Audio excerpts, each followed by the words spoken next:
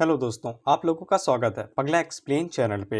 तो आज हम लोग फिर से एक और नई मानवा को एक्सप्लेन करेंगे और इसका भी नाम तुम्हें नीचे कमेंट में मिल जाएगा। माफ करना, पिछली बार भूल गया था। सबसे पहले तो मैं evolution being with big tree के साथ इसे एक्सप्लेन करना चाहता था, लेकिन मुझे बाद में पता चला कि हमारे सम भाई ने इसे पहले से ही कर रखा है, इसीलिए हमें गिव अप करना पड़ा। लेकिन फिर बाद में मुझे ये मानवा मिल गई जो कि डिसेंट सी है लेकिन गुड है, इसीलिए बिना किसी देरी के इसे शुरू करते हैं। एपिसोड की शुरुआत हमारी मेन कैरेक्टर से होती है जिसका नाम जैंग है और इसकी भी कहानी उसी तरह है कि दूसरी दुनिया से उठा के कल्टीवेशन की दुनिया में लाके पटक दिया गया है और ये भी बेचारा नॉर्मल सा है, लेकिन खूबसूरत और चिकना होने की वजह से सेक्ट की जितनी भी लड़कियां हैं वो सभी इसके ऊपर दीवानी रहती हैं और ऊपर से ये सेक्ट में अकेला एक मेल स्टूडेंट है। हालांकि जैंग को भी काफी अच्छे से पता है कि चिकनापन सिर्फ लड़कियों को सेट करने के काम में ही आता है। अगर इस कमीनी दुनिया के अंदर सरवाइव करना है तो फिर ताकतवर बनना ही पड़ेगा। लेकिन हमारे जैंग ने एड़ी चोटी का जोर लगा दिया, लेकिन इसके बावजूद वो नॉर्मल से ऊपर नहीं जा सका। लेकिन किसे क्या पता था कि हमारे जैंग की झोली में आके डायरेक्ट डेस्टिनी सिस्टम आ गिरेगा और सिस्टम जैंग को उसके पहले दिन के रिवॉर्ड पे सुप्रीम होली बॉडी देता है। हालांकि टास्क ज्यादा कुछ नहीं था, उसे अपनी सुप्रीम मास्टर से कन्फेस करना था कि वो उसको प्यार करता है। जैंग ये क्वेस्ट देख के अंदर से हिल गया था, लेकिन बाहर से बिल्कुल शांत था। फिर हमें जैंग मास्टर के बारे में बताया जाता है तो उसका नाम युवे याओ था और युवे यंग जनरेशन में सबसे ताकतवरों में से एक से आती है। वहीं पे युवे की पर्सनालिटी बिल्कुल कठोर है और वो सीधे मुंह किसी से भी बात नहीं करती है सिवाय हमारे जैंग को छोड़ के। इसीलिए ज्यादातर लोग युवे को मर्सीलेस फेरी के नाम से जानते हैं। हालांकि सेक्ट के अंदर पहले कई सारे लड़के रहा करते थे, लेकिन वो सभी युवे की प्यार के चक्कर में पड़ गए और उन्होंने युवे से कन्फेस कर दिया, जिस वजह से युवे ने उन्हें बाहर निकाल के फेंक दिया और अब वो बेचारे सड़क पे भीख मांगते हैं और कोई काम नहीं करते हैं। हालांकि और भी कई सारे ऐसे लोग भी थे जिन्हें लगता था कि युवे उनके सामने झुक जाएगी, लेकिन युवे ने उन्हें भी मना कर दिया और उन्हें उठा के बाहर फेंक दिया और साथ ही में एक दो के हाथ पैर भी तोड़ दिए। और जैंग इस सेक्ट के अंदर अभी तक इसलिए टिका हुआ है क्योंकि उसने अपनी हवस के ऊपर पूरा कंट्रोल किया है।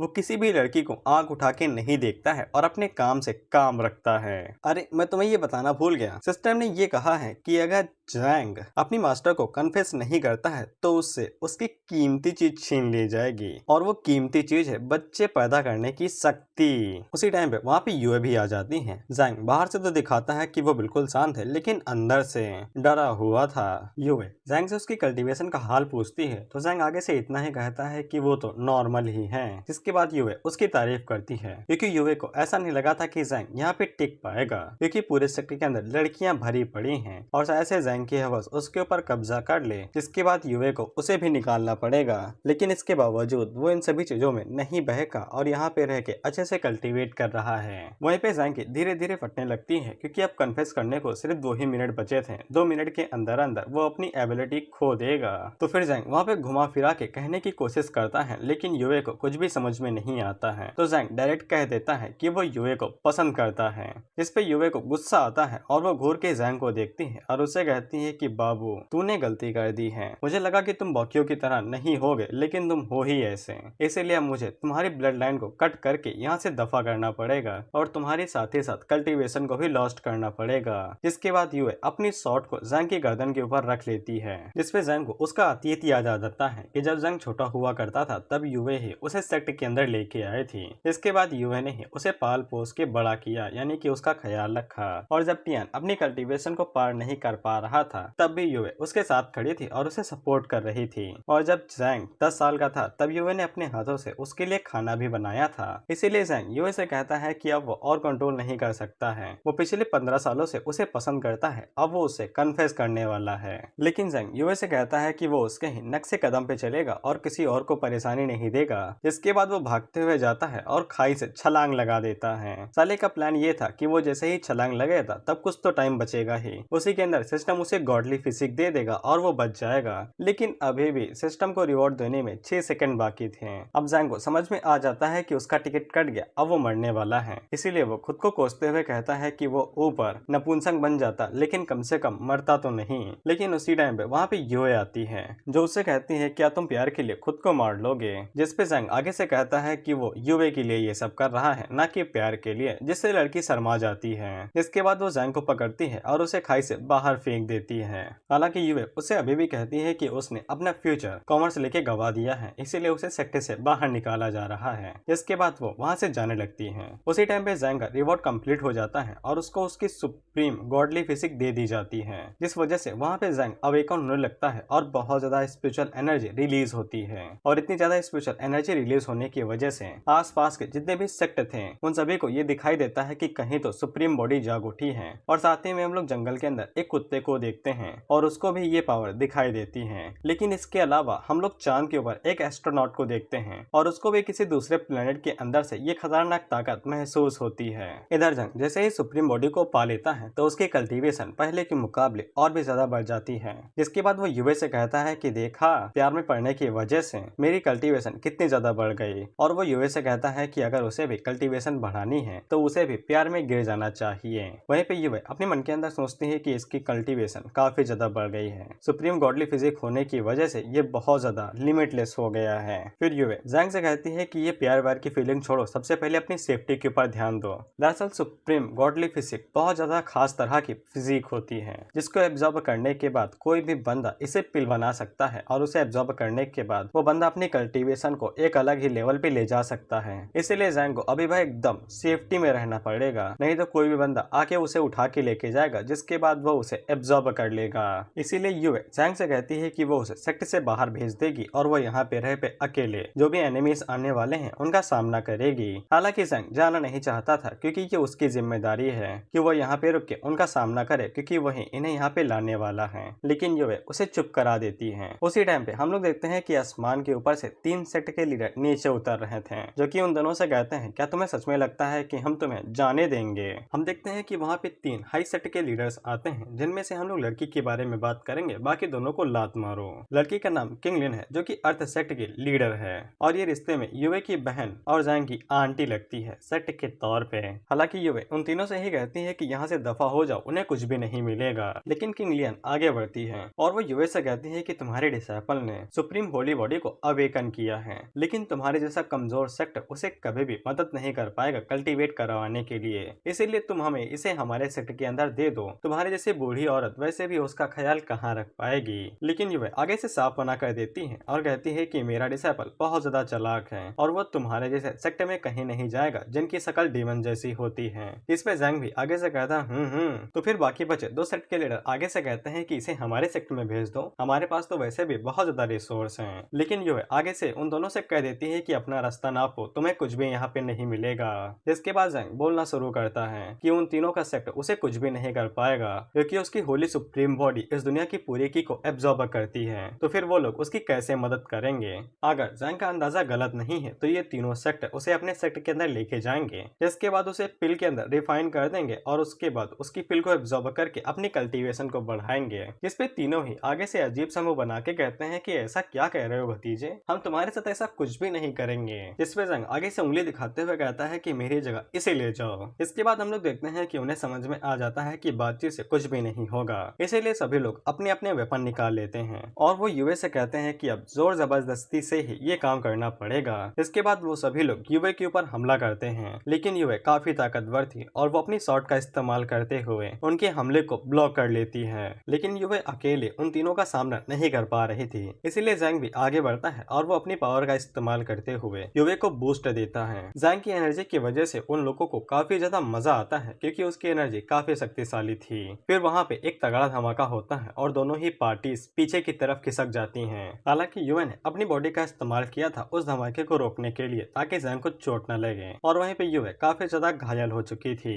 लेकिन युवे अभी भी हार नहीं मानती है। दूसरी तरफ किंगलियन और बाकी दोनों युवे से कहते हैं कि उसे हार मान लेनी चाहिए, वो अकेले तीनों का सामना नहीं कर पाएगी। लेकिन युवे अभी भी हार नहीं मानती है और वो अपने सेट के सभी डिसाइपल से कहती है कि वो जैंग की रक्षा करें। जैंग को इस बात से बुरा लगता है कि सभी सेक्टर वाले उसके चक्कर में घसीटे जा रहे हैं और इससे पूरा का पूरा सेक्टर डिस्ट्रॉय हो सकता है। इसीलिए वो आगे बढ़ता है और सभी से कहता है कि वो अकेला इसकी जिम्मेदारी लेगा और तीनों का सामना करेगा। जिसपे वो तीनों जैंग से कहते हैं कि बाबू पहले पोटी करके साफ करना सीख लो, तब हमारे साथ फाइट करना। वहीं पे युवे भी जैंग से यही कहती है तुम्हारा दिमाग खराब हो गया है, जो तुम जोश जोश में कुछ भी बके दे रहे हो। खैर दोनों पार्टीज फिर से आपस में भिड़ती कि उससे पहले ही हम लोग देखते हैं कि वहाँ पे एक और बहुत बड़ा धमाका होता है और आसमान के ऊपर डबल पुतलिया वाली एक आग बन जाती है। हमें पता चलता है कि एक और बॉडी अवेकन हुई है और ये इन तीनों में से सेक्ट के किसी एक हेवनली सेक्ट के लीडर के सेक्ट से हुई थी और वो इस बात से काफी खुश हो जाता है कि उसके सेक्ट के अंदर भी कोई डिसाइपल अवेकन हुआ है।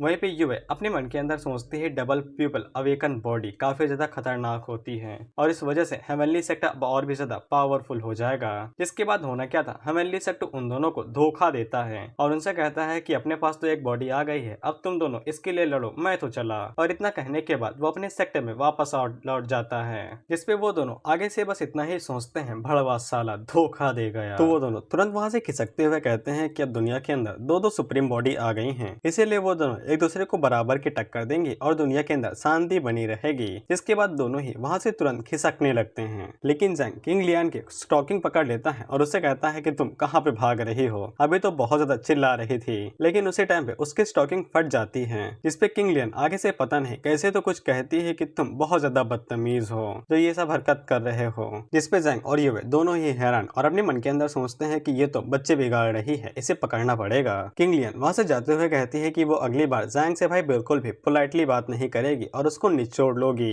जिसपे जैंग भी उसे कहता है कि अगली बार थोड़े से मजबूत कपड़े पहन के आना, नहीं तो फिर से फट जाएंगे। उसी टाइम पे सिस्टम बाहर निकलता है और वो जैंग को एक नया टास्क देता है कि उसे अपने मास्टर की इंटीमेडिएट कपड़े चुराने हैं और ये एक तरह से प्राइवेट क्लोथ होते हैं, जैसे कि ब्रा। युवे टियान से कहती है कि उसने आज काफी ज्यादा अच्छा काम किया है, वो उसे इम्प्रेस हुई है। इस पे टियान कहता है कि वो उसका डिसाइपल है, बेशक ऐसा काम कर दिखाएगा। इसके बाद वो युवे से रिवॉर्ड मांगता है, जिसपे युवे भड़क जाती है और उससे कहती है कि उसने यहाँ के नियम को तोड़ा है और ऊपर से उसने जो कांड किया है उसके लिए उसे 5000 सालों तक जेल में डाल दिया जाएगा और ऊपर से कोड़े भी मारे जाएंगे, क्या उसको अभी भी रिवॉर्ड चाहिए। जिसपे जैंग आगे से कहता है कि धन्यवाद, मुझे कुछ नहीं चाहिए। हालांकि युवे को अभी भी जैंग चिंता हो रही थी क्योंकि उन लोगों ने कई सारे सेट को उंगली कर दी है, अब वो लोग उनसे बदला भी ले सकते हैं। जिसपे जैंग युवे से कहता है कि सबसे पहले वो लोग अर्थ सेट को नानी याद दिलाएंगे क्योंकि कुछ ही दिनों बाद यहाँ पे कंपटीशन होने वाला है, जिसपे युवे का सेट और किंग लियान का सेट लड़ने वाले हैं। तो जैंग वहाँ पे जाके उनके डिसाइपल्स को नानी याद दिला देगा, जिसके बाद उनकी सेट की इज्जत उनके पास वापस आ जाएगी,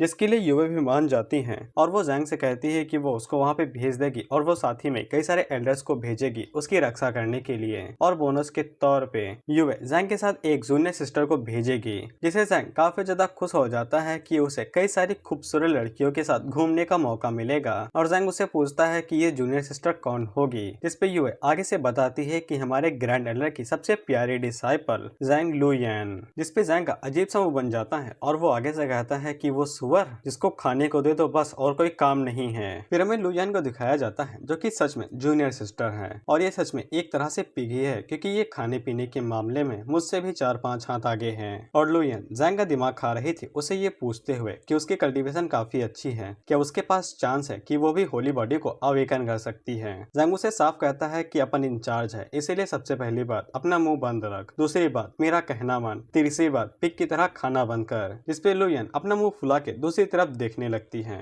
दरअसल जैंग हमें बताता है कि इसे पिग क्यों कहा जाता है। दरअसल जब जैंग इसके साथ ट्रेनिंग करने के लिए डिमोनिक कल्ट गया हुआ था तब लाओ यान ने वहाँ की पिल्स चुरा ली थी और वो करीब 200 के आसपास थी और लाओ यान ने अकेले ही उन्हें खा लिया था, जिस वजह से पूरा डिमोनिक कल्ट इन दोनों के पीछे पड़ गया था और जैंग को करीब 2000 किलोमीटर ऐसे ही भागना पड़ा था और ये किसी भी आदमी के लिए सबसे बहुत खतरनाक बात होगी। फिर लुयान जैंग को आगाह करती है कि डबल पुपिल होली बॉडी का जो ओनर है वो असल में हॉरन है, जिसको पिछले मैच के दौरान जैंग ने हरा दिया था और तब से ही हॉरन जैंग के ऊपर भाई गर्ज इकट्ठा किए हुए हैं, यानी कि खुन्नस में है। और जब उसने डबल पुपिल होली बॉडी को अवेकन कर लिया है तो वो बेशक जैंग के ऊपर हमला करेगा और अपने बदले को लेगा। इसके बाद जैंग अपने मन के अंदर सोचता है कि double pupil Holi body supreme Holi body से अलग है और यहाँ पे अलग जितने भी फिजिक हैं उन सभी के पास अलग अलग तरह की एबिलिटी है। उसी टाइम पे हम लोग यूएन को देखते हैं जो कि जैंग से कहती है कि हम लोग अर्थ सेक्टर जा रहे हैं, मैंने सुना है कि वहाँ का खाना काफी लजीज है, हमें खाने में मजा आएगा।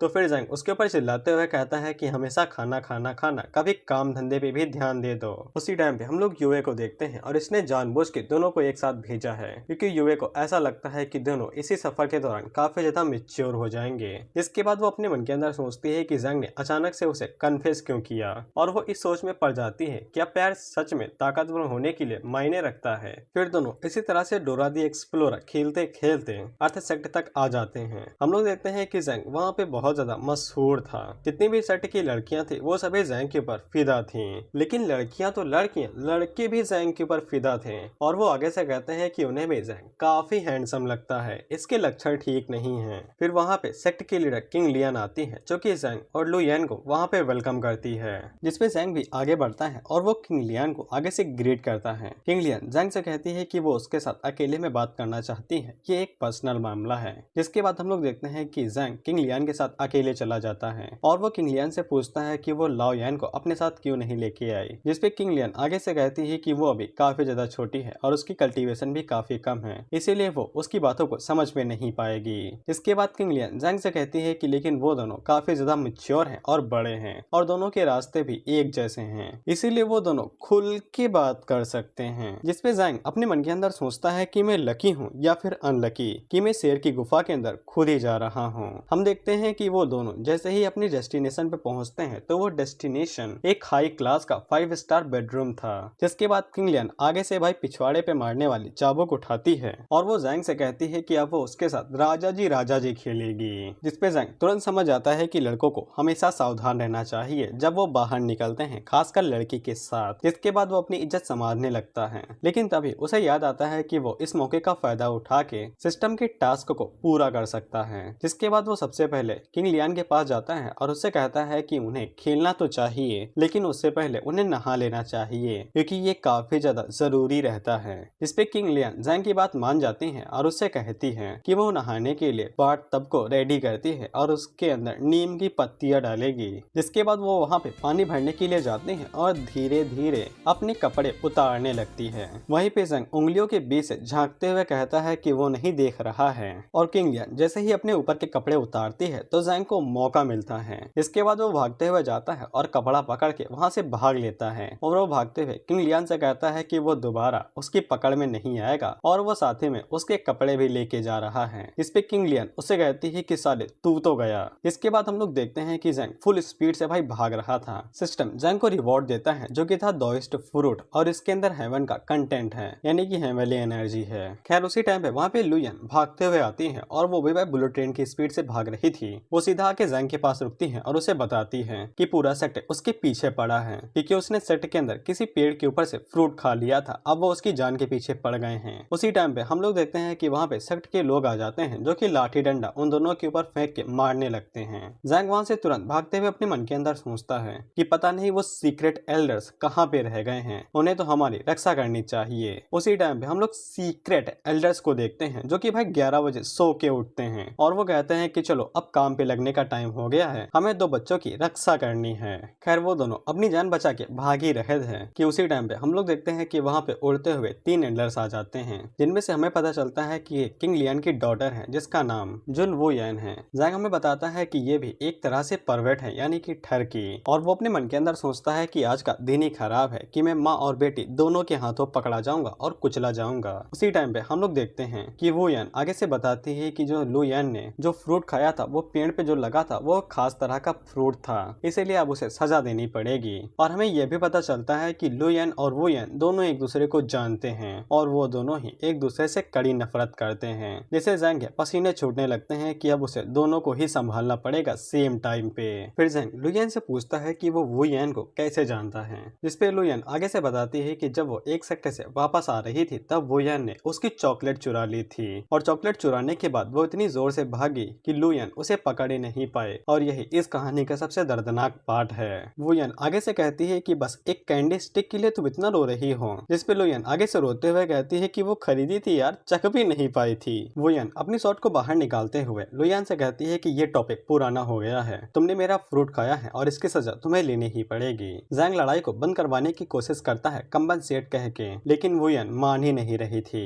वहीं पे लू यान जैंग से कहती है कि वो फिर से एकदम बेकार काम करी है उसे मुसीबत में डाल के, लेकिन वो बाद में अपनी टांगों के बीच से यानी कि सीक्रेट पॉकेट से अपनी कैंडी निकालते हुए कहती है कि अगर यहाँ पे पेमेंट की बात हो रही है तो वो यान को उसे सबसे पहले माफी मांगनी चाहिए। इसके बाद लू यान अपनी सीक्रेट मेथड का इस्तेमाल करते हुए उस कैंडी का साइज बड़ा कर देती है। इसके बाद दोनों लड़कियां अपने अपने वेपन को लेती हैं और हमला कर देती हैं और एक दूसरे के साथ फाइट करने लगती हैं। वहीं पे जैंग साइड में खिसकते हुए कहता है कि लड़कियों की लड़ाई हमेशा की तरह ही डरावनी होती है, इसीलिए जब भी 2 औरतें लड़े तुरंत साइड में हो जा, क्या पता कब चप्पल तुम्हारे मुंह के पर गिर जाए। लू यान एक जोरदार हिट सीधा वो यान को मारती है तो वो यान पीछे की तरफ खिसक जाती है। इस वजह से वो काफी इंप्रेस होती है और उसे कहती है कि स्ट्रेंथ इतनी भी खराब नहीं है। जिसके बाद वो भी अपनी स्पेशल टेक्निक का इस्तेमाल करते हुए लुयान के ऊपर हमला करती है। लुयान अपनी कैंडी स्टिक का इस्तेमाल करके अटैक को ब्लॉक करती है, लेकिन उसकी कैंडी स्टिक बीच से टूट जाती है और वो लुयान से कहती है कि अब क्या करोगे, अब तो तुम निहत्ती हो गई हो। जिस पे लुयान आगे से अपने पास से और 2 कैंडी निकाल लेती है और उसे कहती है कि डबल धमाल। जिसके बाद वो फिर से टेक्निक का इस्तेमाल करके उन्हें बड़ा करती है और डबल अटैक करती है,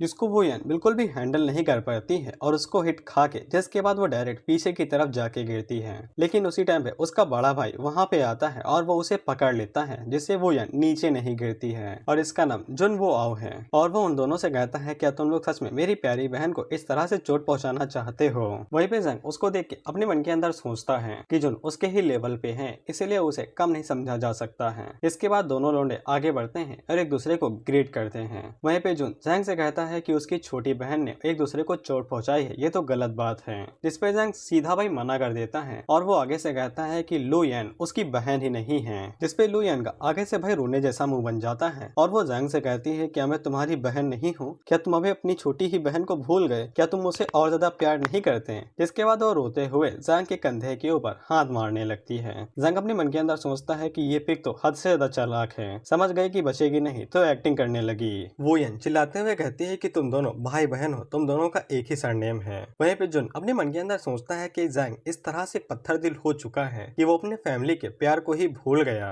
उसी टाइम पे पीछे से लौंडे चिल्लाते हुए कहते हैं कि तेरी बहन कितनी ज्यादा प्यारी और क्यूट है, अगर तुझे वो बहन नहीं चाहिए तो वो मुझे दे दे, मैं उसके लिए पूरी दुनिया से लड़ सकता हूँ। कम से कम उन लोगों की रिस्पेक्ट करो जिनके पास बहन नहीं है। जुन आगे बढ़ता है और कहता है कि चलो ये तुम्हारी बहन ही हुई, इसीलिए तुमने जो कांड किया है उसकी सजा लेनी ही पड़ेगी। इसके बाद वो आगे से एक टेक्निक का इस्तेमाल करते हुए जंग के ऊपर हमला करता है। जंग जल्दी से लुयान से कहता है कि पीछे छुप जाओ, मैं इसे रोकता हूँ। इसके बाद वो अपनी पावर का इस्तेमाल करते हुए सामने की तरफ हमला करता है। तो हम देखते हैं कि दोनों एनर्जी आपस में टकराती हैं, जिससे वहाँ पे तगड़ा धमाका होता है और जब धुआं हटता है तो हम लोग देखते हैं कि जुन पीछे की तरफ चला गया था और उसे समझ में नहीं आता है कि वो दोनों ही सेम स्टेज पे हैं। लेकिन इसके बावजूद जंग का हमला इतना ज्यादा शक्तिशाली क्यों था? क्या ऐसा होली फिजिक की वजह से हो रहा है? उसी टाइम पे हम लोग देखते हैं कि वहाँ पे किंग लियन उड़ते हुए आ जाती है और मैंने गलती कर दी थी, ये कोई सेक्ट की लीडर नहीं है, ग्रेट एल्डर है और इसकी शादी अभी भी नहीं हुई है, ये कुंवारी है। और वो जंग से कहती है कि तुम वहाँ से भाग क्यों आए थे? अभी तो हमें बहुत ज्यादा सेशन करने थे दौड़ के बारे में। वहीं पे जंग अपने मन के अंदर सोचता है कि उसने अपनी स्पेशल एनर्जी का यूज कर लिया है, अब वो चाह के भी यहाँ से नहीं भाग सकता है। किंग लियन जंग से कहती है कि वो ऐसे नहीं जा सकता है, उनका सेशन अभी भी बचा हुआ है। जिसपे जंग उसे कहता है कि कौन सा सेशन, क्या वो सबको इस चीज के बारे में बता सकती है कि वो उसको क्या पढ़ा रही थी और वो दोनों क्या पढ़ रहे थे। जिसपे किंग लियन के पास कोई भी जवाब नहीं था, क्योंकि वो पब्लिक के बीच में ये थोड़ी ना कह सकती है कि वो जंग के साथ राजा जी खेलना चाहता थी, नहीं तो उसके ग्रैंड एल्डर वाली जो सो प्योर पर्सनैलिटी है वो बर्बाद हो जाएगी। इसीलिए जंग उसे कहता है कि हमारा सेशन काफी ज्यादा खत्म हो चुका था, इसीलिए हम दोनों भाई बहन यहाँ से जा रहे हैं। जिसपे जुन अपने मन के अंदर सोचता है कि वो जंग को ऐसे ही नहीं जाने दे सकता है, उसने यहाँ पे मार खाई है तो वो बदले में कुछ तो करेगा। वहीं पे वो यान भी अपने मन के अंदर सोचती है कि वो लुयान को ऐसे नहीं जाने दे सकती है। वहीं पे किंग लियान भी अपने मन के अंदर यही सोचती है कि जंग ने उसकी चीजें उसी के खिलाफ इस्तेमाल की और तख्ता पलट दिया और उसे काफी ज्यादा गुस्सा आ रहा है। जिसके बाद जुन आगे बढ़ता है और वो जंग को एक फ्रेंडली पोयम मैच के लिए चैलेंज करता है। अब इस मैच के दौरान ये दोनों ज्यादा कुछ नहीं करेंगे, एक दूसरे के साथ कविता खेलेंगे, यानी कि कोई एक कविता सुनाएगा तो दूसरा एक कविता सुनाएगा। जंग इस मैच के लिए तुरंत मान जाता है, क्योंकि जब वो इस दुनिया के अंदर नहीं आया था उससे पहले वो 15 सालों के लिए टीचर का काम किया करता था, वो भी लिटरेचर डिपार्टमेंट के अंदर, यानी कि उसके लिए कविता कहानी बच्चों को दूध पिलाने जितना आसान है। वहीं पे किंग लियान को पूरा यकीन था कि जंग अब बुरी तरीके से हारा जाएगा, क्योंकि जुन लिटरेचर के मामले में बहुत ज्यादा टैलेंटेड है। हालांकि जंग भी लिटरेचर के मामले में बुरा नहीं है, लेकिन जुन उसे ज्यादा काबिल है। जिसके बाद हम लोग पवेलियन को देखते हैं तो पवेलियन के सामने कई सारे डिसाइपल बैठे थे और वो सभी आपस में ही लड़ रहे थे कि जंग जीतेगा या फिर जुन जीतेगा। इस पे सभी लोगों को जुन के ऊपर ज्यादा विश्वास था, क्योंकि वो लिटरेचर के मामले में काफी ज्यादा बेहतरीन है। वहीं पे हम लोग देखते हैं कि वो सभी लोग पवेलियन के अंदर बैठे थे। इस किंग लियान को देखो कैसे सेक्सी तरीके से लेटी हुई है। जिसके बाद जुन आगे बढ़ता है और वो सबसे पहले वाइन पीता है जंग को रिस्पेक्ट देने के लिए। वहीं पे हम दोनों छोटी बहनों को देखते हैं तो उनके बीच में ज्यादा खाने की लड़ाई चल रही थी कि कौन सबसे ज्यादा खाना खाता है। जिसके बाद जुन आगे बढ़ता है और वो जंग से कहता है कि वो यहाँ पे बड़ा है तो वो सबसे पहले शुरुआत करेगा वाइन को पीते पीते एक ऐसी पोयम को गाना था जिसके सुन के भाई सब लोग खुश हो जाए। इसके बाद जुन आगे बढ़ता है और वो कहानी सुनाना शुरू करता है जिसको मैं काट दूंगा क्योंकि ये तुम्हारे लायक नहीं है और ना ही मेरे लायक। लेकिन जब जुन वहाँ पे पोयम सुना रहा था तो उसकी पोयम की लाइनों के अंदर से स्पिरिचुअल एनर्जी निकल रही थी। जैंग हम लोगों को बताता है कि इस दुनिया के अंदर पोयम सुनाते समय एक ऐसा फेनोमेनन होता है जिसके दौरान जो भी सेंटेंस बोला जाता है तो उसके अंदर से स्पिरिचुअल एनर्जी निकलती है जो कि बैटल के दौरान अटैक करने के लिए यूज की जा सकती है। और जुन की पोयम के अंदर इतना दम था कि वो हेवन एंड अर्थ की एनर्जी इस दुनिया के अंदर लेके आ गया था, जिससे सभी लोग काफी ज्यादा खुश हो जाते हैं कि जुन ने बहुत अच्छी पोयम सुनाई है। वहीं पे वुयन काफी ज्यादा खुश थी कि उसका भाई काफी ज्यादा टैलेंटेड है। अब तो किंग लियान को यकीन हो गया था कि जैंग बिल्कुल भी जीत नहीं सकता है। वहीं पे जैंग भी अपने मन के अंदर सोचता है कि उसे जुन को हल्के में नहीं लेना चाहिए, उसे पूरा जोर लगाना पड़ेगा ताकि वो जीत सके। इसके बाद वो पोयम सुनाने ही वाला था कि उसी टाइम पे किंग लियान उसे कहती है कि वो यूए का नाम लेके इस पोयम को क्यों नहीं सुनाता है। यानी किंग लियान चाहती थी कि जुन यूए के बारे में पोयम सुनाए जिससे वो पोयम और भी ज्यादा अच्छी हो जाएगी। और उसे पूरा यकीन था कि जैंग इतनी देर में एक अच्छी पोयम नहीं लिख सकता है यूए को लेके। उसी टाइम पे सिस्टम जैंग को एक चैलेंज भी दे देता है कि उसे यहाँ पे यूए को लेके पोयम सुनानी है और जुन और किंग लियान की बोलती बंद कर देनी है। इसीलिए वो इस चैलेंज को एक्सेप्ट कर लेता है। जुन को पूरा यकीन था कि जैंग काफी ज्यादा इमेच्योर है, वो इतनी जल्दी पोयम थोड़ी ना बना सकता है। वहीं पे हम लोग जैंग को देखते हैं जो कि भाई एक सीक्रेट टेक्निक का इस्तेमाल करता है जिसका नाम था अर्थ सर्चिंग, और वो इसी का इस्तेमाल करके कुछ ही मिनटों के दौरान एक पोयम बना भी लेता है जिससे वो सभी लोग हैरान हो जाते हैं। हम देखते हैं कि जब जैंग वहाँ पे पोयम सुनाना शुरू करता है तब उसके सेंटेंस के अंदर इतना ज्यादा दम था कि जो फेनोमेनन रिलीज होता है उससे पूरा आसमान चेंज हो जाता है और काला हो जाता है, जिससे वो सभी लोग हैरान हो जाते हैं। लेकिन जैंग इतने पे ही नहीं रुकता है, वो जैसे जैसे पोयम को कंटिवेट करता है तो उसकी पावर की वजह से वहाँ पे भाई गोल्डन मून आ जाता है, यानी कि सोने का चांद, जिससे वो सभी लोग हैरान हो जाते हैं और उन्हें समझ में नहीं आता है कि जैंग ने इतनी आसानी के साथ कैसा कर लिया।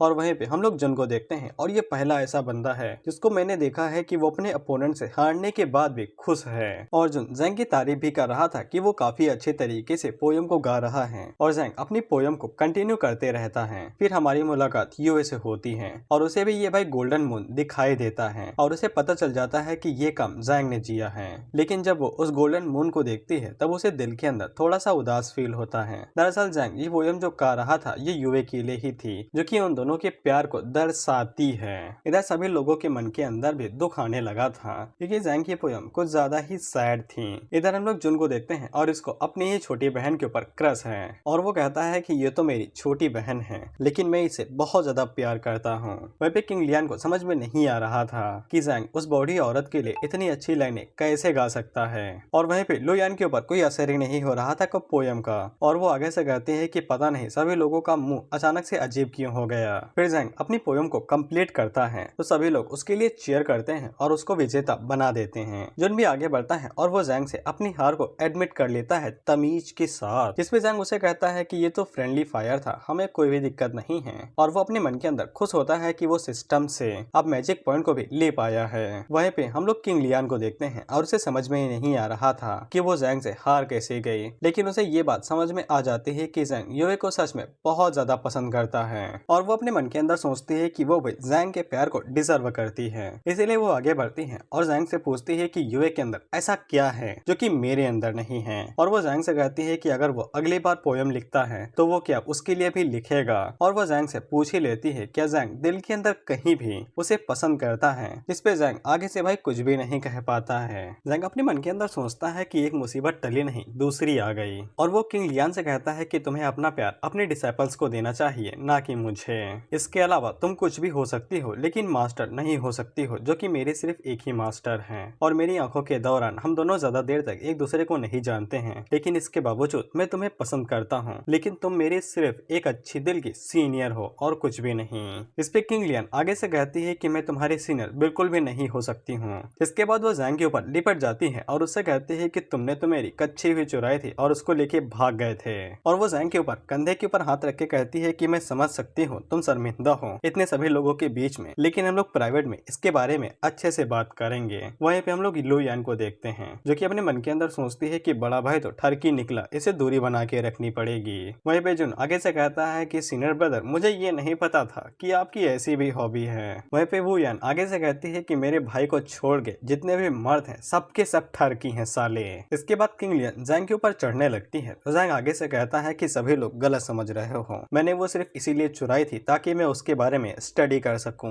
मैं तुम्हें वो वापस दे देता हूँ। इसके बाद जब वो अपनी जेब को चेक करता है तब उसे पता चलता है कि वो वहाँ पे नहीं है, सिस्टम उसे अपने साथ लेके गया है, जिससे जैंग का अजीब सा मुंह बन जाता है और वो आगे से कहता है कि ये सिस्टम तो साला बहुत ठरकी है। वहीं पे किंग लियन उससे कहती है कि शर्माने की जरूरत नहीं है, हम लोग इसके बारे में प्राइवेट में बात करेंगे और मैं तब तुम्हें दाव के बारे में अच्छे से सिखा दूंगी। और वो जैंग से कहती है कि तुम मेरे डिसाइपल बन जाओ। उसी टाइम पे हम देखते हैं कि वो भाई सीक्रेट एल्डर्स वहाँ पे एंट्री मारते हैं और अपना पोस्ट देते हुए किंग लियन से कहते हैं कि जैंग उनके साथ जाएगा, वो उसका कभी भी नहीं होगा। और ये दोनों एल्डर 18 घंटे की नींद लेने के बाद अब काम पे आई हैं। जैंग उन दोनों को देख के काफी ज्यादा खुश हो जाता है और अपने मन के अंदर कहता है अच्छा हुआ मैंने गिव अप नहीं किया, भगवान अभी भी है। हम लोग देखते हैं किंग लियन उनसे कहती है कि तुम दोनों यहाँ पे नहीं आ सकती हो, ये हमारा इलाका है। और वो अपना वेपन लेके उन दोनों के ऊपर हमला कर देती है। इस पे वो दोनों भी अपनी पावर्स को एक साथ इकट्ठा करती हैं और किंग लियन के ऊपर हमला करते हुए कहती हैं कि वो जैंग को अपने साथ ही लेके जाएंगी। लेकिन जब किंग लियन उनके ऊपर हमला करती है तो वो दोनों एक ही झटके में हार जाती हैं। इसके बाद उड़ते हुए उन्हें मेंशन से बाहर फेंक दिया जाता है,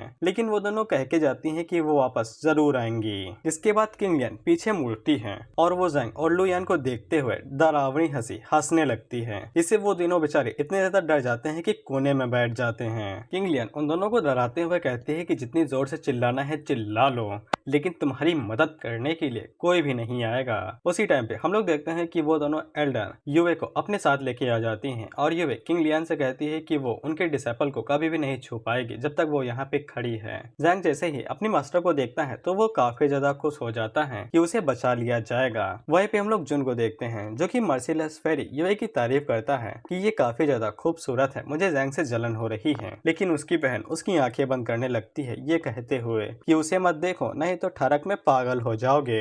नीचे की तरफ हम लोग डिसाइपल्स को देखते हैं और वो भाई अलग ही मजे में, जितने भी डिसाइपल थे वो सभी युवे को देख के बौखला जाते हैं कि उसकी सुंदरता कितनी ज्यादा सुंदर है। वहीं पे कुछ लड़कियां क्लेम कर रही थी कि जैंग ऐसा परवर्ट नहीं है। इस पे एक बंदा कहता है क्या पता वो भेड़ की खाल में भेड़िया हो। युवे किंग लियन से कहती है कि जैंग यहाँ पे डिसाइपल्स को देखने के लिए आया था ताकि आपस के डिसाइपल जो भी हैं वो एक दूसरे की स्ट्रेंथ के साथ मैचअप कर पाए, इसीलिए जैंग को यहाँ पे बिना चोट पहुंचाए जाने दो। इस पे किंग लियन आगे से कहती है कि वो तो नहीं जा सकता है, तुम्हारे डिसाइपल ने एक बहुत बड़ा क्राइम किया है, उसने मेरी कच्छी चुरा ली थी, अब तुम बताओ तुम क्या कर लोगी। इस पे युवे आगे से साफ कहती है कि जैंग ऐसा कर ही नहीं सकता है, वो उसे रूथलेस होना सिखाती है, ना कि इस तरह की हरकतें और लड़कियों की तरह सिंप करना। वहीं पे नीचे की तरफ हम लोग डिसाइपल्स को देखते हैं जो कि आपस में बातें कर रहे थे कि जैंग ने वो काम कर दिखाया है जो हम लोग बचपन से करना चाहते थे। लड़कियां आगे से कहती हैं कि मैं उसे अपने कुछ कपड़े डोनेट कर दूंगी, जिससे जैंग को समझ में आ जाता है कि उसने अभी तक जो एकदम शुद्ध मासूम होने वाली पर्सनैलिटी बना के रखी थी उसकी धज्जियां उड़ गई हैं। वहीं पे युवे अपनी पावर्स को रिलीज करते हुए किंग लियन से कहती है कि जैंग को सही सलामत यहाँ से जाने दो, नहीं तो अगली बार जब आऊंगी तो पूरे सेट को डिस्ट्रॉय भी कर दूंगी। क्योंकि युवे का लेवल काफी ज्यादा हाई था, इसीलिए किंग लियन उसके सामने टिक नहीं पाती है और वो धीरे धीरे करके हार मान लेती है। लेकिन वो युवे से कहती है कि उसने जो बेइज्जती आज सही है वो उसे इसी तरह से रखेगी नहीं, कुछ ही दिनों बाद वो उसे फ्यूचर में दोबारा लौटा देगी ब्याज के साथ। और रही बात जैंग की, वो तो यहाँ से नहीं जाएगा, वो उसे कभी न कभी उससे छीन लेगी। युवे उसे कहती है कि मुझे इससे कोई भी मतलब नहीं है, जैंग सही सलामत यहाँ से जाना चाहिए और उसके ऊपर एक भी खरोच नहीं होनी चाहिए। इतना कहने के बाद युवे वहाँ से चली जाती है। हम लोग किंग लियन को देखते हैं जो कि अपने स्टॉकिंग उतारते हुए कहती है कि सही सलामत जाना चाहिए, वो ऐसा तो नहीं जाएगा, मैं उसे जरूर कुछ दूंगी। इसके बाद वो अपनी स्टॉकिंग उतारती है और जैंग के हाथों में रखते हुए उसे कहती है कि इसे ले जाओ अपने साथ और अच्छे से स्टडी करना, अगली बार आओगे तो इससे भी बेहतरीन कुछ दूंगी। जैंग अपनी इज्जत बचाते हुए यही कहता रहता है कि वो कोई परवर्ट नहीं है, लेकिन पीछे से तीनों कहते हैं कि हर चोर चोरी करने के बाद यही कहता है। फिर हम लोग देखते हैं कि जब जैंग वहाँ से लौट रहा था तो सभी डिसाइपल्स उसे चारों तरफ से घेर लेते हैं और हर कोई अपने अपने कपड़े उतार के जैंग को देने लगता है डोनेशन के तौर पे। लड़के अपने प्राइवेट कपड़े देते हैं, लड़के अपने पैंट और चड्डी देते हैं। जैंग पूरी कोशिश करता है ये कहने की अपन इन सभी चीजों में इंटरेस्टेड नहीं है, लेकिन उसी इज्जत की धज्जियां उड़ गई हैं। वहीं पे हम लोग लू यान को देखती हैं, उसे फीमेल डिसाइपल घेर लेती हैं और उसे खाने के लिए लजीज खाना देने लगती हैं और उसे कई सारी आइटम देती हैं। लेकिन जैंग से अब ये बेइज्जती सही नहीं जा रही थी, इसीलिए वो उसे पकड़ता है और भागते हुए सेक्टर से बाहर निकल आता आता है। इसके बाद हम देखते हैं कि दोनों सही सलामत अपने सेट के अंदर आ जाते हैं। वहीं पे लुयन काफी ज्यादा खुश थी कि उसके खाने के लिए बहुत ज्यादा आइटम इकट्ठा हो गए हैं। उसी टाइम पे एक डिसेपल जैंग को बताती है कि युवे पहाड़ के ऊपर उसका इंतजार कर रही है कुछ जरूरी बात करने के लिए। इसे जैंग के मन के अंदर लड्डू फूटने लगते हैं कि युवे उसके साथ एक सुनहरा सीन देखना चाहती है। फिर हम लोग युवे को देखते हैं जो कि चांदनी रात में जैंग का इंतजार कर रही थी। जैंग जैसे ही ऊपर पहुंचता है तो वो छुपता है, लेकिन युवे को तुरंत पता लग जाता है कि जैंग वहाँ पे आ गया है। इसलिए वो कहती है कि छुपने की जरूरत नहीं है, जल्दी से बाहर आओ। जैंग भी बाहर आता है। युवे जैंग को बताती है कि उसने यहाँ पे जैंग को इसलिए बुलाया है ताकि वो उसके साथ इन सभी बातों को डिस्कस कर सके, क्योंकि कुछ दिनों में यहाँ पे बीस्ट ब्रीदिंग कंपटीशन होने वाला है जिसके अंदर हॉरैन भी हिस्सा लेगा। और जैंग की कल्टीवेशन अभी काफी ज्यादा कम है, इसलिए हॉरैन उसे आसानी के साथ मसल सकता है। लेकिन जैंग को पूरा कॉन्फिडेंस था कि वो हॉरैन से नहीं हारेगा और आसानी के साथ कंपटीशन को जीत सकता है। लेकिन युवे उसे बताती है कि जितने भी एल्डर्स हम लोगों ने वहाँ पे बिछाए थे, हमें पता चलता है कि हॉरैन ने डबल प्यूपल होली बॉडी को अवेकन किया था, उस वजह से उसकी स्ट्रेंथ अभी जैंग से बहुत ज्यादा है और वो जैंग को आसानी के साथ मसल भी सकता है। इसीलिए युवे जैंग को अपनी तरफ से एक डिवाइन वेपन देती है जो कि काफी ज्यादा शक्तिशाली था और महंगा भी आता है। और साथ ही में इस डिवाइन वेपन को मून की रोशनी और यांग एनर्जी के साथ बनाया गया था। जैंग उस वेपन को अपने पास रख लेता है और अपने मन के अंदर सोचता है कि युवे उसकी हेल्प करने के लिए काफी ज्यादा मेहनत कर रही है। वो उसको एक डिसेबल के तौर पर प्रोटेक्ट करती है और साथ ही में डिवाइन वेपन भी देती है। उसी टाइम पे सिस्टम जैंग को एक नया मिशन देता है कि उसे युवे के साथ उस फ्रूट को शेयर करना है जो कि उसे रिवॉर्ड के तौर पे दिया गया था, जिसके बदले में जैंग को एक डिवाइन टेक्निक दी जाएगी जो कि शॉर्ट टेक्निक थी, जिसे जैंग काफी ज्यादा खुश हो जाता है कि अब वो युवे को इस तरह से रिवाइव भी कर सकता है। जिसके बाद वो उस फ्रूट को बाहर निकालता है और युवे से कहता है कि वो उसे इस फ्रूट के साथ शेयर करना चाहता है, जिसपे युवे उसे पूछती है कि ये तो काफी ज्यादा रेयर है, तुम्हें कहाँ से मिल गया। जिसपे जैंग आगे से कहता है कि उसने किंग लियांग के साथ थोड़ी सी बात की थी और किंग लियांग ने जैंग को ये रिवॉर्ड के तौर पे दिया है, इसीलिए जैंग युवे के साथ इसे शेयर करना चाहती है। जिसपे युवे आगे से कहती है कि ये दुनिया रूथलेस है, इसीलिए जैंग को सबसे पहले अपने बारे में सोचना चाहिए, ना कि युवे के बारे में, और उसे खुद इस फ्रूट को एब्जॉर्ब करके कंपटीशन के अंदर जीत हासिल करनी चाहिए। लेकिन जैंग आगे से कहता है कि वो किसी को फ्रूट नहीं दे रहा है, वो अपनी मास्टर को दे रहा है और उसी मास्टर ने जैंग को एक डिवाइन शॉट दी है जो कि कम नहीं है। जिसपे युवे शर्मा के कहती है कि उसने जैंग को ये शॉट सिर्फ कंपटीशन को जीतने के लिए दी थी, उससे ज्यादा कुछ भी नहीं। जिसपे जैंग कहता है ठीक है ठीक है। जिसके बाद वो फ्रूट को आधा करता है और युवे को दे देता है। युवे खाने के लिए मान जाती है और उसे कहती है कि ये सिर्फ एक ही बार है, दोबारा नहीं होगा। जिसके बाद रिवॉर्ड जैंग को दे दिया जाता है और उसे उसकी शॉर्ट टेक्निक भी दे दी जाती है और जैंग तुरंत उसे सीख भी लेता है, जिससे जैंग के अंदर काफी ज्यादा एनर्जी आ जाती है। इसके बाद जैंग युवे से कहता है कि फ्रूट खाओ, मैं तुम्हें देखना चाहता हूँ खाते हुए। इस पे युवे उसे कहती है कि तुम्हारे नखरे कुछ ज्यादा ही नहीं बढ़ रहे हैं। युवे जैसे ही उस फ्रूट को खाती है तो उस फ्रूट के अंदर से बहुत ज्यादा स्पिरिचुअल एनर्जी बाहर निकलती है, जिसको युवे धीरे धीरे करके एब्जॉर्ब करती है और उस एनर्जी को एब्जॉर्ब करने की वजह से उसकी कल्टीवेशन भी काफी हद तक आगे बढ़ जाती है। जैंग भी आगे बढ़ता है और वो जैसे ही फ्रूट को खाता है तो उसे काफी ज्यादा स्पिरिचुअल एनर्जी मिलती है और वो तुरंत उसे एब्जॉर्ब भी कर जाता है, जिस वजह से उसकी भी कल्टीवेशन बढ़ जाती है। युवे इस बात से हैरान हो जाती है कि जैंग ने उससे पहले उस स्पिरिचुअल एनर्जी को एब्जॉर्ब कर लिया और उसे समझ में आ जाता है कि जैंग की स्पिरिचुअल होली बॉडी की वजह से ही ऐसा हुआ है और जैंग फ्यूचर में काफी ज्यादा तरक्की करेगा। जिसके बाद जैंग अपनी डिवाइन वेपन को देखते हुए कहता है कि अब वो कंपटीशन को आसानी के साथ जीत सकता है। युवे बताती है कि तुम्हें एनिमी को हल्के में नहीं लेना चाहिए, उसके पास भी एक डिवाइन वेपन हो सकता है। जिसपे जैंग अपने मन के अंदर सोचता है कि हॉरैन ने उसे काफी जल्दी ही सरपास कर दिया, जबकि दोनों को एक ही टाइम पे होली बॉडी मिली थी और उसे समझ में नहीं आता है कि हॉरैन उसे इतनी आसानी के साथ सरपास कैसे कर गया। जिसके बाद वो युवे से कहता है कि वो सावधान रहेगा और कंपटीशन को जीत के ही वापस आएगा।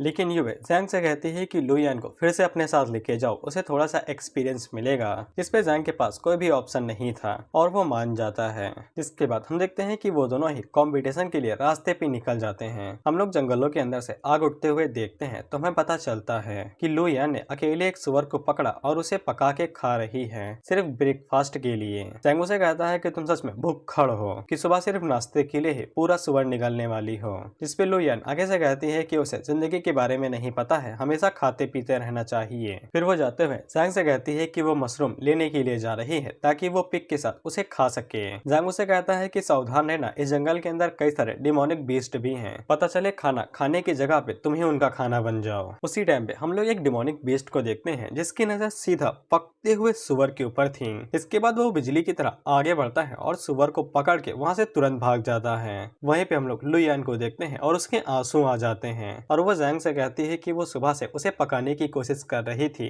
अब तो उसका खाना भी छीन लिया गया है। जिसके बाद वो दोनों ही उस बीस्ट का पीछा करने लगते हैं सुअर को वापस पाने के लिए। वहीं पे हम लोग बीस्ट को देखते हैं और उसकी आंखों में आंसू आ गए थे क्योंकि ये बेचारा कुछ महीनों से भूखा था और इसने अभी तक इंसानों के हाथ से पका हुआ खाना नहीं खाया था। उसी टाइम पे लुयान आगे बढ़ती है और उसे कहती है कि वो खाना मेरा है। इसके बाद वो बीस्ट की पूंछ को पकड़ती है और उसे जोर से काट लेती है। इससे बीस्ट को इतना जोर से दर्द होता है कि वो खाना नीचे छोड़ देता है। इसके बाद वो बीस्ट अपनी पूंछ को इधर उधर हिलाते हुए कहता है कि तुम तो मुझसे भी ज्यादा बीस्ट हो, मेरी पूंछ को तो छोड़ो। लेकिन लुयान आगे से साफ मना कर देती है। तो फिर वो बीस्ट आगे से कहता है कि मैं दर्द को सह लूंगा लेकिन भूख को नहीं। इसके बाद वो सुअर को सीधा वहीं निगल जाता है। उसी टाइम पे जैंग आगे बढ़ता है और वो उसे कहता है कि तुम्हें मैं अपनी तरह डिवाइन शॉट का टेस्ट सिखाता हूँ। इसके बाद वो बीस्ट के ऊपर हमला करता है और अपनी शॉट की मदद से उसे रस्सियों में बांध लेता है। और डिवाइन शॉट की एक खास एबिलिटी थी कि वो अपने अपोनेंट की एनर्जी को एब्जॉर्ब कर लेता है। इसी वजह से हम लोग देखते हैं कि डिवाइन बीस्ट हार जाता है और वो नीचे गिरता है। लेकिन जब सामने से धुआं हटता है तब हमें पता चलता है कि ये कोई डिमोनिक बीस्ट नहीं, असल में एक छोटी सी लोली है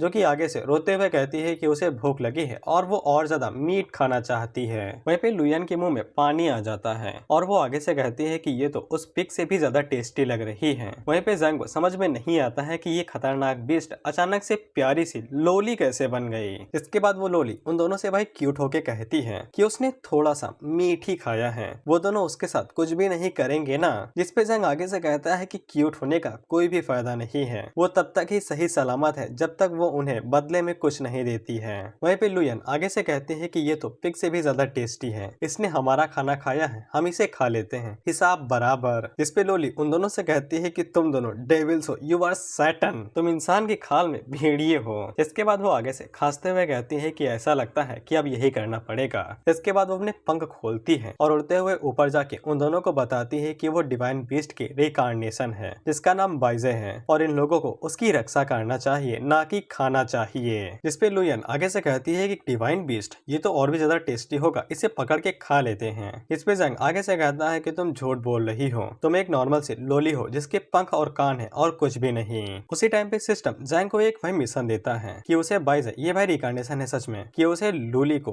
भाई टेम करना है और अगर वो इस मिशन को पूरा नहीं कर पाता है तो फिर उसे 5 मिनट के लिए कुत्ता बना दिया जाएगा। अगर जैंग मिशन को पास कर जाता है तो फिर उसे 15 मैजिकल पॉइंट मिलेंगे। जैंग अपने मन के अंदर सोचता है कि इसमें कोई भी बुराई नहीं है, अगर मिशन फेल भी होता है तो फिर डॉग वो थोड़ी ना बनेगा, वो तो लुयान बनेगी, वो भी 24 घंटों के लिए। जिसके बाद वो लुयान से कहता है कि इसे खाने की जगह पे हमको इसे टेम कर लेना चाहिए। जिसके बाद हम लोग इसे सवारी की तरह इस्तेमाल करेंगे इधर से उधर जाने के लिए। हालांकि लुयान आगे से आइडिया देती है कि जैसे ही हम लोग इसका यूज कर लेंगे इसके बाद हम इसे खा लेंगे। वहीं पे भाई वाइजन आगे से चिल्लाते हुए कहती है कि तुम लोग इंसान नहीं हो, तुम लोग सच्ची में एक डीमन हो जो कि बच्चे को खा रहा है। जैंग आगे बढ़ के अपनी स्पेल को यूज करते हुए वाइजे से कहता है कि अगर हमारा खाना नहीं बनना है तो फिर टीम हो जाओ। लेकिन हम लोग देखते हैं कि जब जैंग टीम करने की कोशिश करता है तब वो अनसक्सेसफुल हो जाता है और इसी वजह से लुयान एक डॉग बन जाती है। जिसपे उसे समझ में नहीं आता है कि उसके साथ क्या हुआ और वो जैंग से कहती है कि ये उसके स्पेल की वजह से ही हुआ होगा।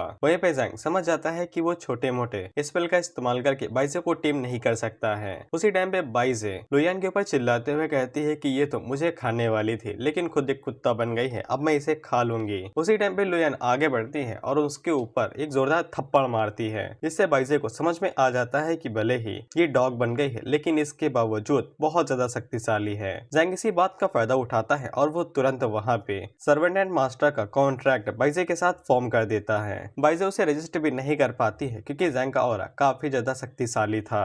वहीं पे जैंग उसके सर को सहलाते हुए कहता है कि वो अब से उसे राइड करेगा। वहीं पे बाइजे को भी जैंग के अंदर से काफी अच्छा ऑरा महसूस हो रहा था और वो भी इस चीज के लिए मान जाती है।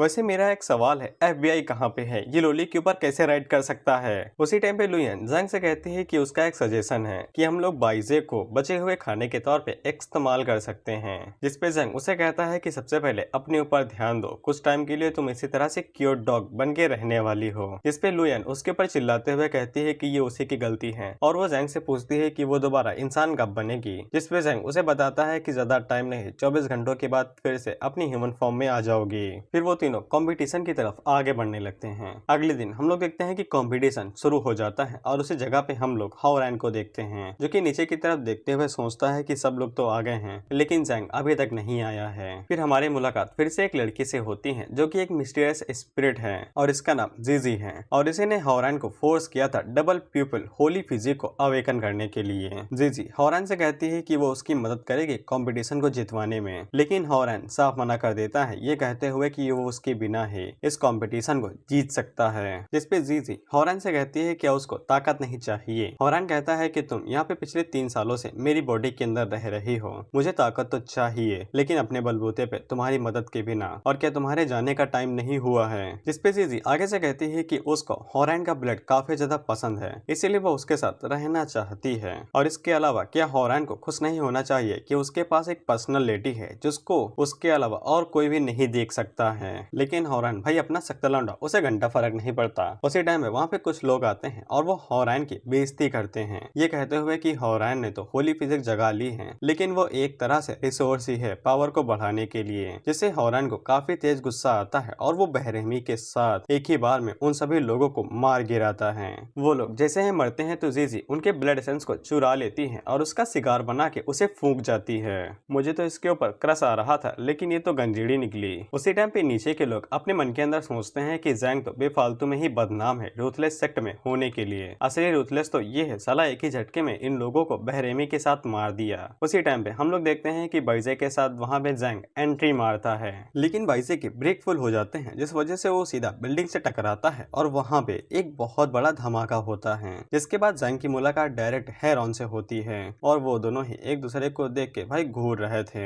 वहीं पे जीजी आगे से कहती है कि होली बॉडी तो आ चुकी है। जिसके बाद हम लोग देखते हैं कि वहाँ पे ज़ाओ डायनेस्टी के 3 एनवीज आ जाते हैं जो कि उन लोगों से बताते हैं कि ये कंपटीशन डायनेस्टी के लिए किया जाता है, जिसकी मदद से वो लोग यहाँ पे जितने भी बीस्ट हैं उन सभी को मार सकते हैं और जो जितने ज्यादा बीस्ट को मारेगा उसे भाई इमोर्टल कल्टीवेटर का टाइटल मिलेगा। जिसपे ज़ैंग आगे से बताते हैं कि ये सरकार की तरह कमीने हैं साले, इनको बस हमसे काम निकलवाना है जो कि है बीस्ट को मार के शांति लाना, खुद तो साले कुछ करते नहीं हैं, हम लोगों को चूतिया बनाते हैं। वहीं पे हॉरन ज़ैंग से कहता है कि उसने भले ही लिटरेचर के मामले में जंग हासिल कर ली हो लेकिन वो यहाँ पे हार आ जाएगा। इस पे ज़ैंग आगे से कहता है कि वाह तुम तो मेन कैरेक्टर हो। उसी टाइम पे सिस्टम ज़ैंग को बताता है कि उसे हॉरन को इस बैटल के दौरान हराना है और इसे रिवॉर्ड के तौर पे एक मैजिकल बुक मिलेगी और साथ ही में 30 पॉइंट मिलेंगे। जिसके बाद वहाँ पे कंपटीशन शुरू हो जाता है और सभी लोग भागते हुए जंगल के अंदर चले जाते हैं बीस्ट का शिकार करने के लिए। वहीं पे हम लोग ज़ैंग को देखते हैं जिसने दोनों लड़कियों को अपने कंधे के ऊपर बिठा रखा था और उन्हें राइड दे रहा था। ज़ैंग उन दोनों से कहता है कि तुमने तो मुझे ही सवारी बना रखा है। जिसके बाद हम लोग हेरॉन को देखते हैं।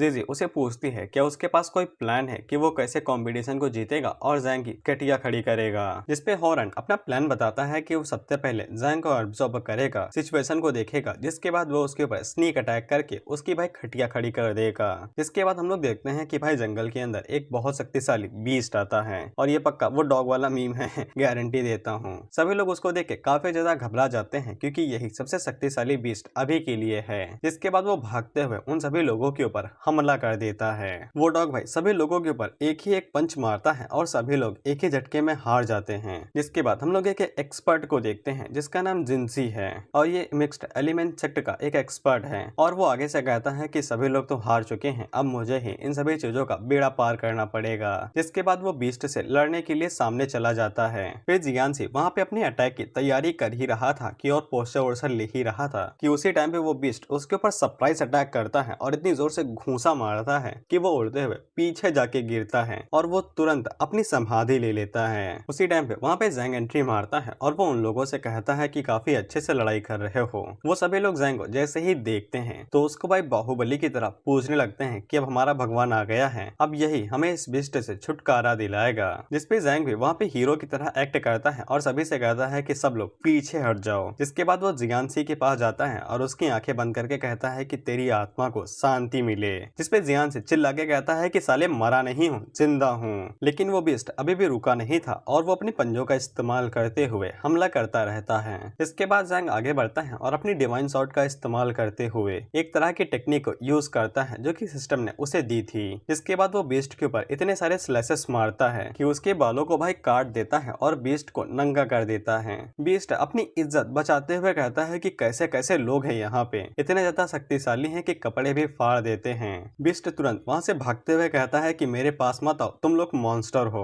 जिसपे दोनों लड़कियां उसके पीछे जाने लगती हैं और कहती हैं कि खाने कहाँ पे जा रहे हो, वापस आओ, हमें तुम्हें खाना है। फिर सभी लोग आगे बढ़ते हैं और जैंग की तारीफ करते हैं कि जैंग ने बहुत ज्यादा अच्छे से काम किया है। खैर उसी टाइम पे हम लोग देखते हैं कि वहाँ पे हेरॉन भी आ जाता है और वो देखता है कि सब कुछ पहले ही शुरुआत हो चुकी है। लेकिन इसी बीच हम लोग देखते हैं कि जंगल के अंदर से एक जानवरों का झुंड बाहर निकलता है जो कि भागते हुए उन सभी लोगों के ऊपर हमला करने के लिए आ रहा था। सभी लोग इससे हैरान हो जाते हैं कि अचानक से इतने सारे बीस्ट यहाँ पे कैसे आ गए। उसी टाइम पे हेरॉन और जीजी आगे बढ़ते हैं, जिसके बाद वो अपनी ब्लड एबिलिटी का इस्तेमाल करते हुए कई सारे बीस्ट को मार गिराते हैं और सभी लोगों को बचा लेते हैं। जैंग भी पीछे नहीं हटता है और वो फिर से अपने डिवाइन शॉट का इस्तेमाल करते हुए कोई टेक्निक को परफॉर्म करता है, जिससे वहाँ पे एक बहुत बड़ा धमाका होता है और जैंग इसी तरह से कई सारे बीस्ट को अकेला ही मार गिराता है। हम लोग देखते हैं कि सभी लोग जैंग की तारीफ कर रहे थे कि उसकी स्ट्रेंथ बहुत ज्यादा है। उसी टाइम पे लुयन अपनी फिर से ह्यूमन फॉर्म में आ जाती है, जिससे बाइजे अपने मन के अंदर सोचती है कि ये फिर से इंसान बन गई, अब ये मुझे फिर से खाने की कोशिश करेगी। उसी टाइम पे हम उन तीनों दूतों को देखते हैं और उन्हें भी जैंग की एनर्जी बहुत ज्यादा पसंद आती है और वो आगे से कहते हैं कि जैंग ने जो धमाका किया है उसके अंदर करीब 300 से ज्यादा बीस्ट मारे जा चुके होंगे। वहीं पे हम लोग हेरॉन को देखते हैं और वो भी जैंग की पावर को देख के बहुत ज्यादा हैरान था और वो आगे से कहता है कि जैंग के अटैक में स्पिरिचुअल की के साथ साथ अलग से कोई पावर थी। वहीं पे जीजी आगे से कहती है कि अब उसे जैंग को पकड़ के उसके खून को चखना ही पड़ेगा। जैंग अपने मन के अंदर सोचता है कि यहाँ पे जितने भी बीस्ट थे वो सभी मारे जा चुके हैं। उसी टाइम पे उसकी नजर एक टाइगर बीस्ट के ऊपर पड़ती है जो कि जैंग के सामने ही किसी बीस्ट को खा रहा था और वो अपने मन के अंदर सोचता है कि ये तो मेरा ही शिकार बनेगा। कि उसी टाइम पे हम लोग देखते हैं कि हेरोइन की नजर भी उस बीस्ट के ऊपर पड़ती है, जिसके बाद वो दोनों एक दूसरे से लड़ने लगते हैं, ये कहते हुए कि ये मेरा बीस्ट है। वो बेचारा बीस्ट अपने मन के अंदर सोचता है मायरे ये तो मार देंगे, जिसके बाद वो तुरंत वहाँ से 9-2-11 हो जाता है। वो दोनों आपस में हमला करते हैं जहाँ पे उनके हमले एक दूसरे से टकराते हैं। वहीं पे जीजी हेरॉन से कहती है कि वो जल्दी से डबल प्यूपल एबिलिटी को एक्टिवेट करे, नहीं तो वो हार सकता है। जिसपे हेरॉन तुरंत उसे एक्टिवेट करता है तो हम लोग देखते हैं कि हेरॉन की आंखों में डबल डबल पुतलियां आ जाती हैं, जिसी के साथ उसकी बॉडी से बहुत ज्यादा एनर्जी रिलीज होती है और वो जैंग के ऊपर हमला करते हुए उसे कहता है कि वो आज या तब तक नहीं रुकेगा जब तक उन दोनों में से कोई एक मर नहीं जाता है। जिसपे जैंग उसे कहता है कि चलो देख लेते हैं कि तुम क्या क्या कर सकते हो। वहीं पे जैंग अपनी शॉट का इस्तेमाल करता है और वो आसानी के साथ हेरॉन के अटैक को डिफेंड कर लेता है और अपने मन के अंदर सोचता है कि ये तो सच में पहले से ताकतवर हो चुका है। लेकिन हेरॉन अभी भी नहीं रुकता है और वो आगे से फिर से अपनी पावर का इस्तेमाल करते हुए जैंग के ऊपर एक स्लैश मारता है। जैंग जल्दी से साइड में हटता है और उसे डॉज कर लेता है। इसके बाद वो दोनों फिर से हाथों से एक दूसरे के साथ फाइट करने लगते हैं। जैंग हेरॉन से कहता है कि वो कभी भी इस छोटी मोटी पावर के साथ उसे नहीं हरा पाएगा। वो दोनों जैसे जैसे वहाँ पे फाइट कर रहे थे तो उनके फाइट करने की वजह से वहाँ पे बहुत ज्यादा एनर्जी रिलीज हो रही थी, जिससे सभी लोग पीछे की तरफ हटने लगते हैं। आपस में लोग बात करते हुए कहते हैं कि दो जीनियस आपस में फाइट कर रहे हैं, इनकी फाइट देख के बहुत ज्यादा मजा आ रहा है। उसी टाइम पे हम देखते हैं कि उन दोनों के पीछे एक एक बीस्ट आता है जो कि उनके ऊपर स्नीक अटैक कर रहा था, लेकिन वो दोनों एक ही झटके में उन्हें मार देते हैं और फिर से एक दूसरे के साथ फाइट करने लगते हैं। हेरॉन अपने ब्लड का इस्तेमाल करते हुए वहाँ पे नाइफ बनाता है जिनके साथ वो जैंग के ऊपर हमला करता है। जैंग उन्हें डिफेंड तो कर लेता है, लेकिन वो इस बात से हैरान हो जाता है कि हेरॉन के पास ऐसे भी एबिलिटी है कि वो अपने खून को भाई वेपन में चेंज कर सकता है। जिसके बाद हम उन तीनों एनवीस को देखते हैं और वो तीनों इस बात से परेशान हो जाते हैं कि इन दोनों की लड़ाई की वजह से कंपटीशन बर्बाद हो जाएगा, जिससे इनका सरकारी काम ठल सकता है। जैंग जल्दी से आगे बढ़ता है और हेरॉन के ऊपर शॉर्ट से अटैक करता है। वहीं पे हेरॉन को अब काफी ज्यादा दिक्कत हो रही थी और वो जैंग के हमलों को रोक नहीं पा रहा था। वहीं पे जीजी अपने मन के अंदर सोचती है कि दोनों के पास ही होली फिजिक है, लेकिन इसके बावजूद जैंग उससे काफी ज्यादा शक्तिशाली है। उसके पास पता नहीं ऐसी क्या चीज है और वो दोनों आगे लड़ाई कर पाते कि इससे पहले ही वो तीनों वहाँ पे आ जाते हैं और उन दोनों से कहते हैं कि ये जगह लड़ने के लिए नहीं है, यहाँ पे सिर्फ शिकार करो और अगर तुम लोग लड़ते रहोगे तो फिर बीस्ट का शिकार कौन करेगा। उसी टाइम पे हम लोग भाई बाइजे और लुयन को देखते हैं जो कि आगे से कहते हैं कि हंटिंग करना बंद करो, हेल्दी खाओ और हेल्दी रहो। और इन्होंने मिलके जितने भी बीस्ट बचे हुए थे उन सभी को पका के खा गए थे। इसके बाद एनविस वहाँ पे रिजल्ट को अनाउंस करते हैं तो जैंग जीत चुका था। जैंग ने टोटल 350 बीस्ट मारे थे, वहीं पे हेरॉन ने 300 मारे थे। इसी को देखते हुए जैंग इस साल का विजेता था, जिसपे सभी लोग जैंग की तारीफ करने लगते हैं कि वो काफी ज्यादा शक्तिशाली है। वहीं पे हेरॉन अपने मन के अंदर सोचता है कि वो जैंग से तो हार ही गया और साथ ही में यहाँ पे भी हार गया, उसकी काफी ज्यादा बेइज्जती हुई है। वो दोनों लड़कियां जैंग की तारीफ करते हैं कि वो काफी ज्यादा अच्छा है और उसने आसानी के साथ इस मैच को जीत लिया। जिसके बाद हम लोग देखते हैं कि सिस्टम जैंग को बधाई देता है कि उसने मिशन को कंप्लीट कर लिया है और इसे रिवॉर्ड के तौर पे मैजिकल पॉइंट के साथ साथ एक स्पिरिचुअल वेपन भी दिया जाता है जो कि होता है दी बजूका। जिससे जैंग हैरान होकर अपने मन के अंदर सोचता है कि ये सिस्टम तो साला दलाल है, इस दुनिया की चीजें उस दुनिया में लेके जाता है और उस दुनिया की चीजें इस दुनिया में लेके आता है। वहीं पे हम लोग हैरॉन को देखते हैं जो कि आगे से कहता है कि वो अगली बार जैंग से पक्का बदला लेगा और उसे मार देगा। जी उसे कहती है कि उसे चिंता करने की जरूरत नहीं है, वो आज रात उसके लिए जैंग से बदला ले लेगी। उसी टाइम पे हम लोग देखते हैं कि हेवनली सेक्ट के सेक्ट मास्टर और बाकी एल्डर्स वहाँ पे आ जाते हैं जो कि हैरॉन से कहते हैं कि उसने सेक्ट की बेइज्जती करा दी है कंपटीशन के अंदर और जैंग से हार कर। जिसपे हैरॉन उन्हें ही उल्टा पील देता है और उनसे कहता है कि तुम्हारी औकात भी है कि तुम मुझे लेक्चर दे सकते हो, मैं अभी के अभी तुम्हारे सेट को बर्बाद कर दूंगा और तुम्हें मार दूंगा। जिसपे वो लोग आगे से कहते हैं क्या तुम पूरे सेट के खिलाफ जाना चाहते हो। जिसपे हैरॉन पीछे मुड़ जाता है और अपने मन के अंदर सोचता है कि वो एक दिन पूरे सेट को बर्बाद कर देगा, हर किसी की गर्दनें काट देगा और दुनिया के अंदर सबसे ज्यादा शक्तिशाली बनेगा। जिसके बाद हम लोग जैंग के भाई सेफ्टी रूम को देखते हैं जहाँ पे वो दोनों भाई एकदम खा पी के टंड पड़ी हुई थी। जैंग अपने मन के अंदर सोचता है कि ये दोनों इतने ज्यादा पेटू हैं कि जैंग को इनाम के तौर पे जो स्पिरिचुअल स्टोन मिले थे ये उन्हें भी खा गए हैं, पता नहीं इन्हें हजम होगा या नहीं। वहीं पे जैंग जब पीछे मुड़कर देखता है तब उसे पता चलता है कि उसके साथ वाइन पीने के लिए कई सारी फीमेल डिसाइपल आई थी। दरअसल ये सभी यहाँ पे जैंग का फायदा उठाने के लिए आई थी, लेकिन जैंग से पीने के मुकाबले में कोई भी नहीं जीत सका। जैंग बहुत बड़ा पियक्कड़ है। हालांकि जैंग को भी पता है कि ये सभी डिसाइपल्स यहाँ पे नाटक कर रही हैं ताकि जैंग इन लोगों का फायदा उठा सके। वहीं पे वो सारी फीमेल डिसाइपल अपने मन के अंदर सोचती हैं कि पता नहीं जैंग आगे कर क्यों नहीं रहा है कुछ। और उसी टाइम पे वहाँ पे जीजी आती है क्योंकि ये एक स्पिरिट है इसीलिए जैंग इसे नहीं देख पाएगा और जीजी यहाँ पे जैंग का बदला लेने के लिए आई है और वो हॉरॉन के लिए यहाँ पे जैंग की भाई खटिया खड़ी करने वाली थी। जिसके बाद वो जैंग के खून की खुशबू लेके बौखला जाती है। उसी टाइम पे सिस्टम जैंग को बताता है कि एक इनविंसिबल एनिमी ने उसके ऊपर हमला कर दिया है और उसे हराना है और उसे रिवॉर्ड के तौर पे लाफिंग पिल मिलेगी जो कि एक तरह से जहर है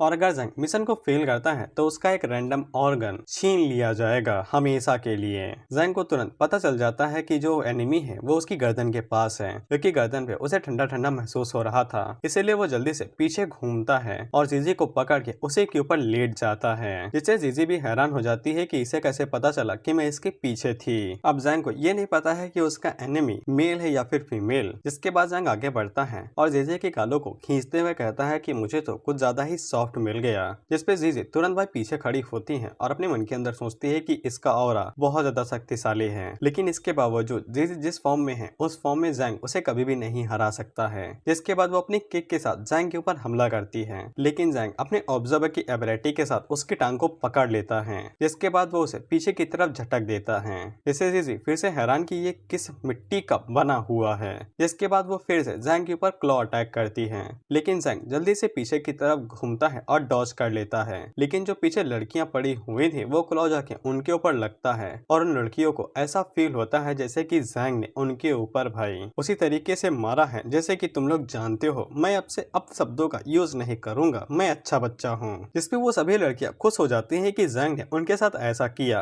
और वो जैंग से कहती हैं कि मुझे नहीं पता था कि तुम्हें ऐसी चीजें करने का भी शौक है। जिसपे जैंग आगे से फिर से अपनी इज्जत बचाते हुए कहता है कि ये सब कुछ गलत है, ये गलतफहमी है। उसी टाइम पे वो दोनों लड़कियां भी उठ जाती हैं। लुयन आगे से कहती है कि उसे नहीं पता था कि जैंग लड़कियों को छेड़ने के मामले में भी इतना ज्यादा आगे है।